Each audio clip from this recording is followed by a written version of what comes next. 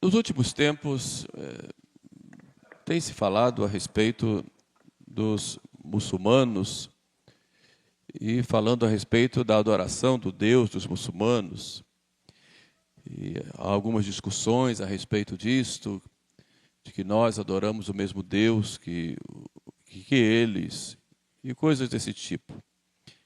Sem querer entrar na questão doutrinária, não é o momento, isso a gente pode fazer numa catequese, mas gostaria de estabelecer alguns parâmetros para entendermos bem um pouco o que Deus quer, como Deus quer chegar a nós. Eles são monoteístas, adoram um Deus, mas não são como nós que adoramos a Deus na Trindade. Um Deus em três pessoas, porque reconhecemos Jesus Cristo como Deus e o Espírito Santo. Mas há uma diferença, além dessa, que é importante para a nossa reflexão.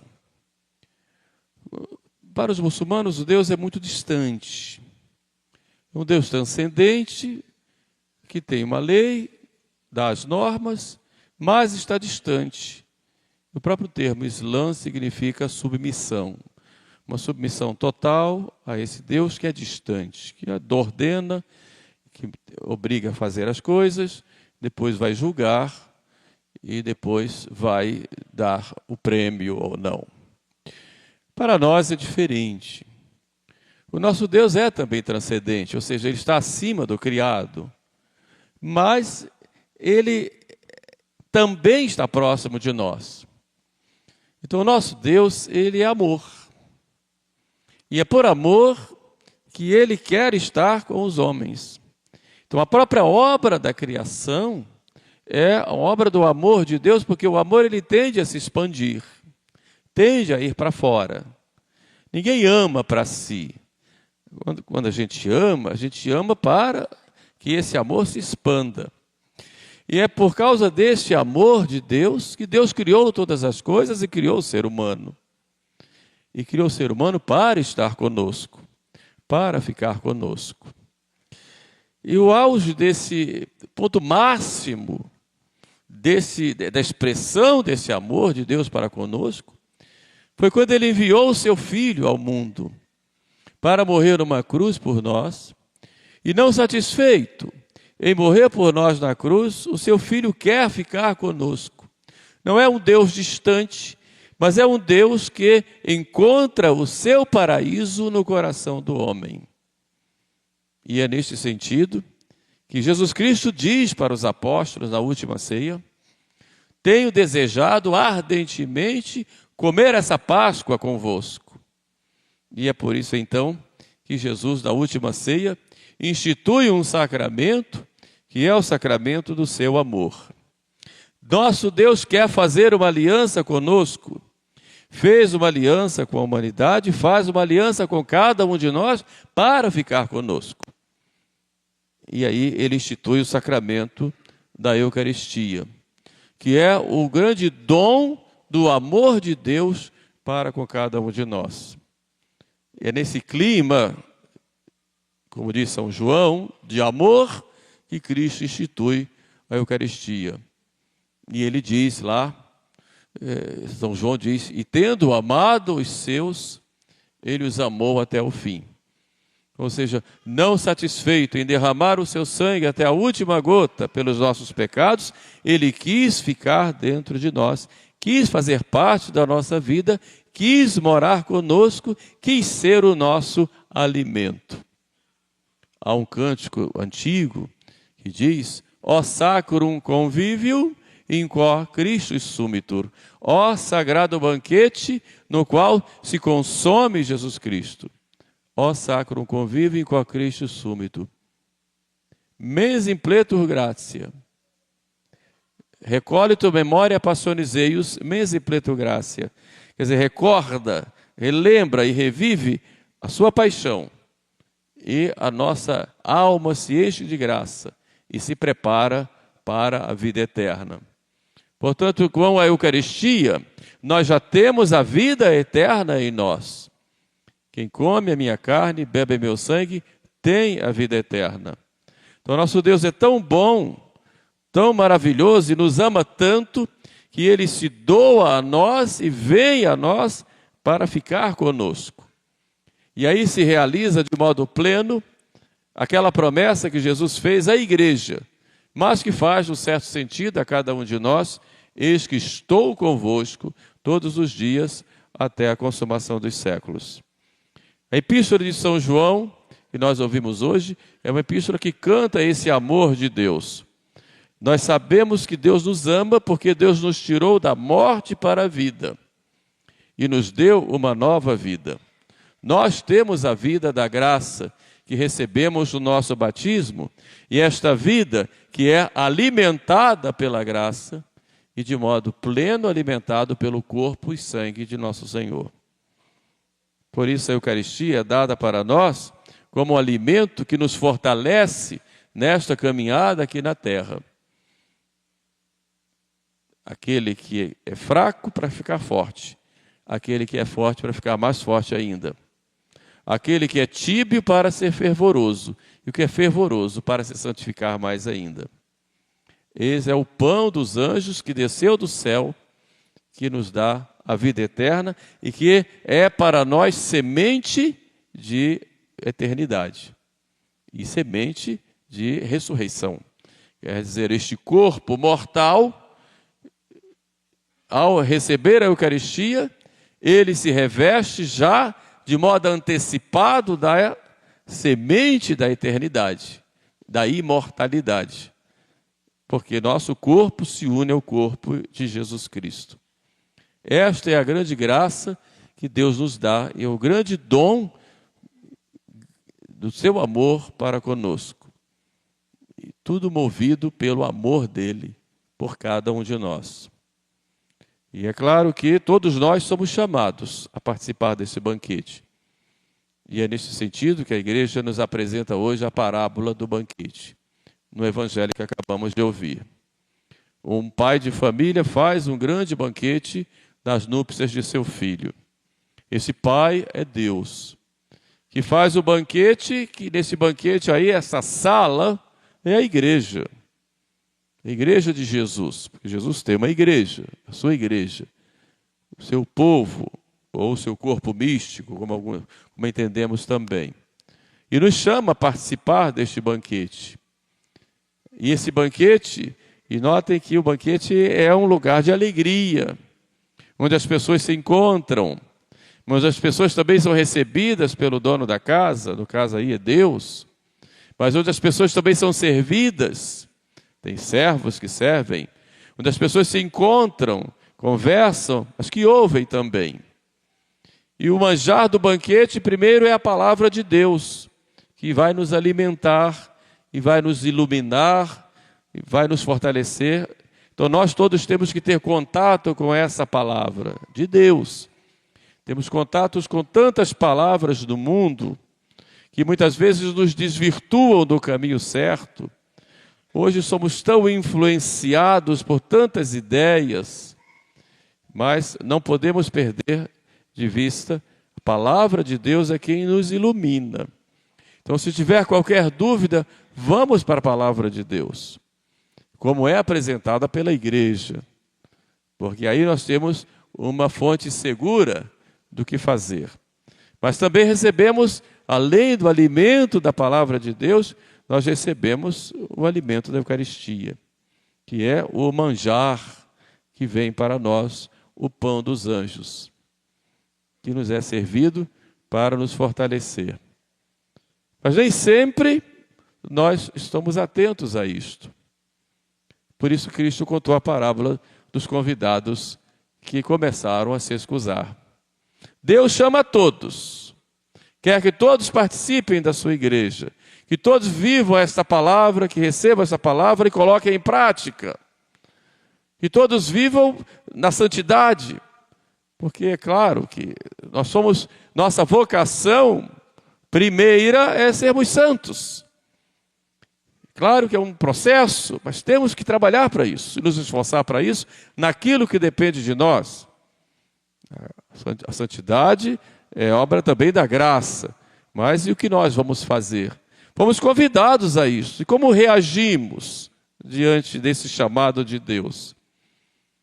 Aí Jesus coloca 3 classes de pessoas que dizem não. A primeira disse: eu comprei uma quinta, um sítio, uma granja, e preciso ir ver. A segunda diz: eu comprei 5 juntas de bois e preciso experimentar. E a terceira: eu me casei e não posso ir. Os santos padres interpretam aí as 3 concupiscências que todos nós temos e que muitas vezes impedem de nós irmos a nosso Senhor. Comprei uma quinta e preciso ir. Representam aqueles que não têm tempo para Deus por causa dos seus trabalhos, das suas preocupações materiais. Preciso termos o cuidado porque nós nos assoberbamos de tantas coisas e se não houver aquele cuidado, aquele empenho, a pessoa não tem tempo nem de rezar uma Ave Maria. Então é preciso tomar o cuidado todos os dias. Eu preciso dos bens materiais, tenho que trabalhar para isso, mas isso não é meu fim. Preciso ter uma casa, preciso ter os meios para viver, mas isso não é o meu fim. Isso é meio para eu alcançar o meu fim, que é muito maior do que aquele bem, que é a vida eterna. Então eu não posso de maneira alguma colocar a finalidade da minha vida em ter bens. Posso até ter, mas isso não é o meu fim. A finalidade, meu objetivo é muito maior, transcende a minha própria existência. É a vida eterna, é a comunhão com Deus e a vida eterna, como consequência. Então eu tenho que cuidar disso. Então no meu trabalho, eu vou oferecer o meu trabalho ao nosso Senhor. Eu vou trabalhar bem, com dedicação, mas espiritualizando tudo aquilo. E não posso de maneira nenhuma deixar de viver essa união com Cristo por causa do excesso de cuidados com as coisas materiais. Eu tenho que ter uma ordem aí. Até porque um dia eu vou deixar tudo isso e vou partir para outra vida sem nada, só com o bem ou o mal que eu tiver feito aqui na terra. Então eu comprei uma quinta e não posso ir. São aqueles que dão tantas desculpas para não ir à missa, para não rezar, para não receber a comunhão, para não meditar na palavra de Deus. Tenho muitas e muitas ocupações. Preciso tomar cuidado, porque o dia a dia nos cobra. Às vezes, de manhã cedo, entramos numa engrenagem e se nós não cuidarmos, viramos materialistas práticos. Cuidou da sua alma. Então é preciso, cada momento do dia, eu pensar em Deus, falar com Deus e colocar Deus como parte da minha vida. O segundo convidado disse: eu comprei 5 juntas de bois e tenho que experimentá-los. Evidente, esses convidados todos eles tinham confirmado a sua ida e agora dizem que não. Comprei 5 juntas de bois. Alguns entendem essas 5 juntas de bois aí como uma espécie de poder que a pessoa adquiriu. 5 juntas. Eu sou poderoso. É a sede de poder. A sede de poder nos impede, muitas vezes, de nós reconhecermos que somos frágeis, que somos pequeninos. Então, quem quiser alcançar a vida eterna, tem que ser humilde. Tem que reconhecer que é pequeno. O reino dos céus é dos pequeninos, não dos vaidosos, não daqueles que querem se sobrepor sobre as outras pessoas, não daqueles que não sabem perdoar, não daqueles que gostam de julgar a tudo e a todos, aqueles que querem dar a última palavra, que não reconhecem os seus erros, que acham que sempre têm razão, que acham que não precisam de ninguém, ou que todos têm que servi-lo. Não. O reino dos céus é dos pequeninos. O maior homem é aquele de joelhos. Se você quer ser grande, seja pequeno. Se você quer ser servido de Jesus, sirva. Siga o exemplo de nosso Senhor. que vai sempre servir. Você sempre vai precisar de alguém. Nunca ache que as pessoas, que você não precisa de ninguém, que você tem tudo. Por mais coisas que você tenha. E você só vai receber a graça quando você se abrir a ela. E só vai se abrir a ela se você for humilde. É muito interessante aquela imagem do pássaro no ninho, que abre lá os seus bicos e vem o pai ou a mãe e traz lá o alimento e coloca. E ele vai ali, ele é cuidado pelo pai e a mãe. Nós muitas vezes somos como esse pássaro, que recebemos esse cuidado de Deus. E Deus que cuida, seja diretamente, seja através das pessoas. Mas nós precisamos nos abrir para essa graça. E só vou me abrir se eu for humilde. O orgulhoso não cresce. O orgulhoso, ele não entra no céu. O orgulhoso não amadurece. Porque o orgulhoso, ele se coloca como o centro de tudo. Então não admite que ninguém critique, não admite que ninguém fale mal, não admite que ninguém corrija. Sempre ele tem razão. Começa com uma vã curiosidade, depois vai dando desculpa para os seus erros, até chegar a uma arrogância e até chegar a uma loucura. O orgulhoso tem esse caminho. E não admite que está errado. Sempre dá uma desculpa quando ele é descoberto nos seus erros. Sempre coloca a culpa nos outros ou, quando diz que ele é culpado, não se reconhece culpado como tal. Simplesmente vai se desculpar dizendo que teve um motivo para ele cometer aquele erro, que para ele não foi um erro, foi um acerto. Essa é a mentalidade do orgulhoso. Então essa mentalidade fecha a pessoa à graça, porque Deus só dá a graça aos humildes. Então quando se tem esse orgulho, é impossível você participar com plenitude deste banquete. Por isso, ao aproximar-se de nosso Senhor, o primeiro gesto deve ser reconhecer-se indigno. Eu sou frágil, pequenino. Estou aqui precisando deste alimento. Aí sim Deus dá a graça. Então vamos, no nosso convívio social, existe muita arrogância. As pessoas são muito arrogantes umas com as outras. Não sabem perdoar, não sabem relevar quando o outro cai, quando o outro erra. Isso é muito ruim. As nossas regras de convivência, conviver não é fácil.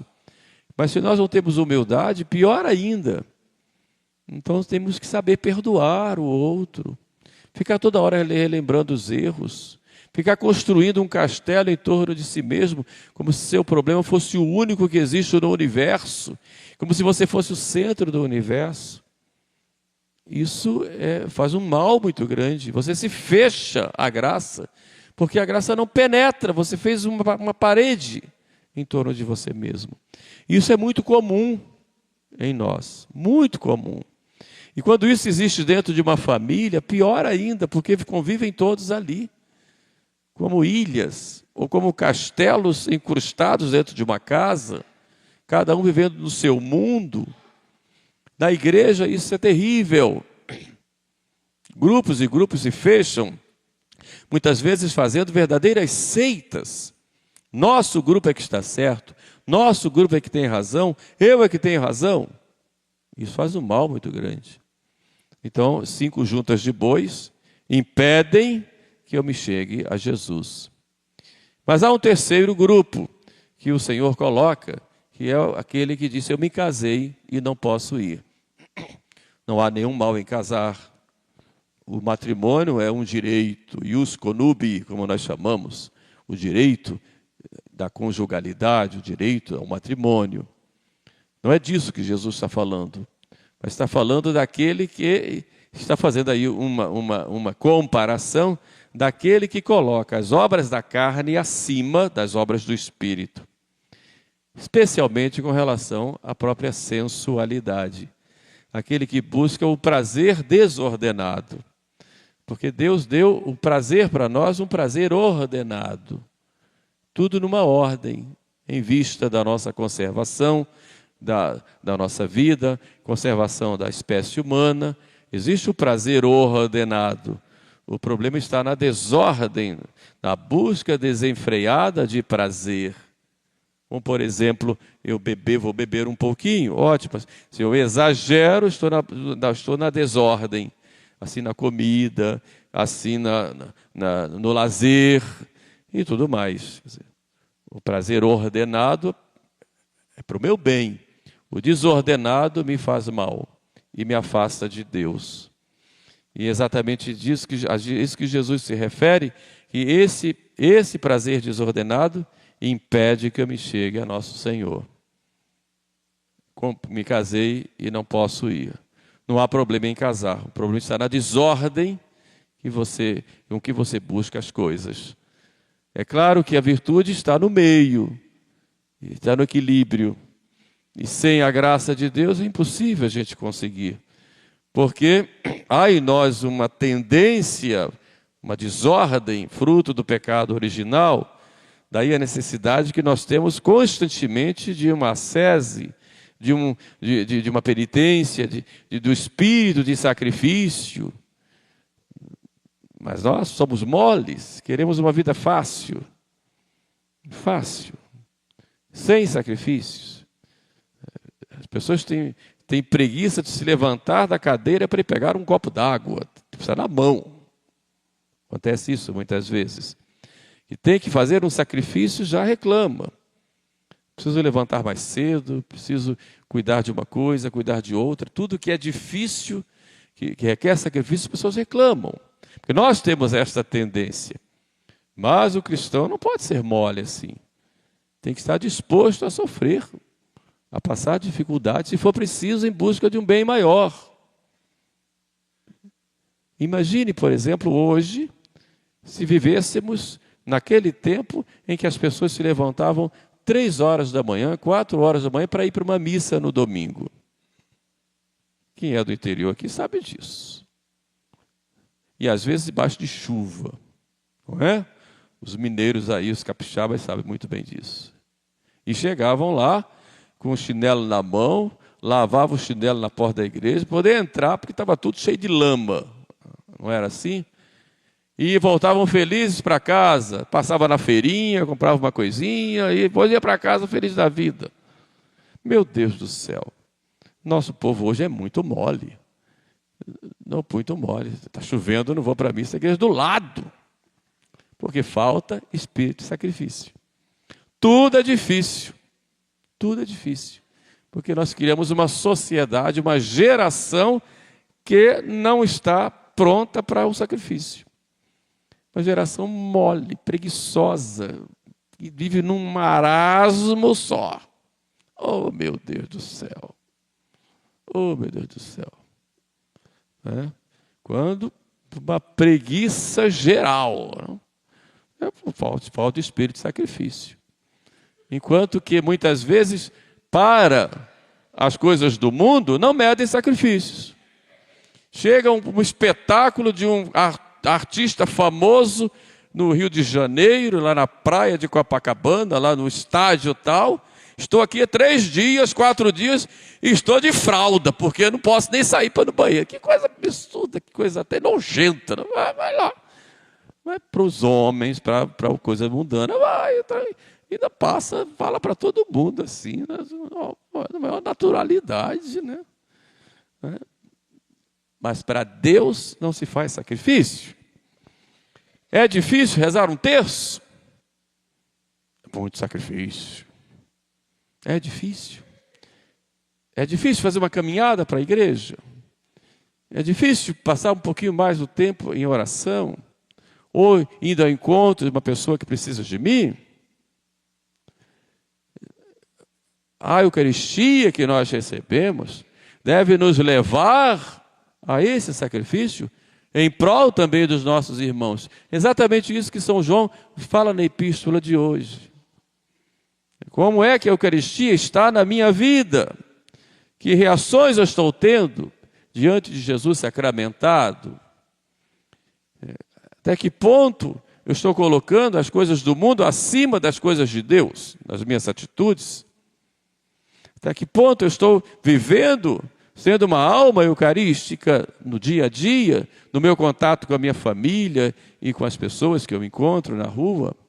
Até que ponto esse fogo, me dizia Santa Catarina de Sena, que quando o padre tem a hóstia na mão, como se ele tivesse na mão uma bola de fogo, que é a bola de fogo do amor de Deus, e essa bola de fogo entra em nós, fica aqui dentro do nosso peito, e até que ponto eu estou levando esse calor do amor de Deus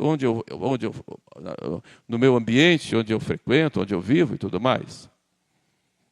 Então é preciso nós fazermos um exame de consciência, e a igreja nos chama exatamente nesse início do ano, desse tempo comum, ou tempo perano, exatamente para que no dia a dia eu reveja as minhas atitudes e como eu estou vivendo a Eucaristia, né, na minha existência como cristão, como pessoa, seja comigo mesmo, seja no meu relacionamento com a vida, com o mundo e com as pessoas em geral.